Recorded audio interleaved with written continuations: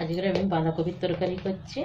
বাঁধাকপিটা কেটে নিয়েছি। এখানে আমি কড়াই তেল দিয়েছি, তেলটাও গরম হয়ে গেছে।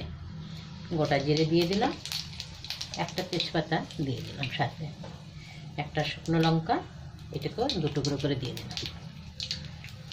সুন্দর একটা সেন্ট আসে মশলা তেলের মধ্যে দিলে। ভাজা হয়ে গেছে আমার মশলাটা।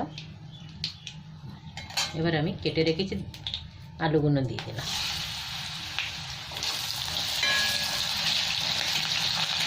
এই আলুটাকে একটু লাল লাল করে ভেজে নেব। একটা আলু আমি দিলাম। এখানে আমার আলুগুলো ভাজা হয়ে গেছে। এবার আমি এক এক করে মশলা দিয়ে দেবো। এটা দিয়ে দিলাম কাশ্মীরি লঙ্কার গুঁড়ো, একটু হলুদ, এখানে একটু ধনে পাউডার আর একটু জিরে পাউডার দিলাম। অল্প একটু নুন দিয়ে দিলাম। একসাথে সব ভাজা হয়ে যাবে।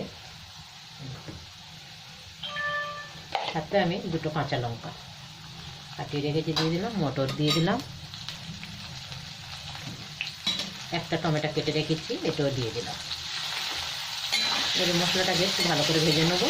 গ্যাসটাকে কমিয়ে দিচ্ছি, তাহলে মশলাগুলো পুড়ে যাবে। এটা 1-2 মিনিট ভালো করে ভেজে নিলাম। এবার আমার মশলার থেকে তেল ছেড়ে দিয়েছে। বাঁধাকপিটা দিয়ে দিলাম। কেটে ধুয়ে রেখেছি বাঁধাকপি, এটা দিয়ে দিলাম। বাঁধাকপিটা ডালের সাথেও খুব ভালো হয়, রুটির সাথেও ভালো হয় খেতে। আমাদের বাড়িতে ডালের সাথেই আজকের হবে খাওয়া। পাতলা ডাল হবে, এই বাঁধাকপির একটা তরকারি। লাস্টে একটু চিনি দিয়ে দেবো, মিষ্টি মিষ্টি লাগে, বেশ ভালো লাগে খেতে। এবার বাঁধাকপিটা একটু ঢাকা দিলাম আমি, 1-2 মিনিট হোক। আমার বাঁধাকপিটা হয়ে গেছে। এবার আমি গ্যাসটা বন্ধ করে দেবো। খুব সুন্দর হয়েছে, তেলও ছেড়ে দিয়েছে বাঁধাকপি। এটা রুটির সাথে ভাতের সাথেও খুব ভালো হয়, ডালের সাথে। আজকের আমাদের ডালের সাথেই হয় বাঁধাকপি।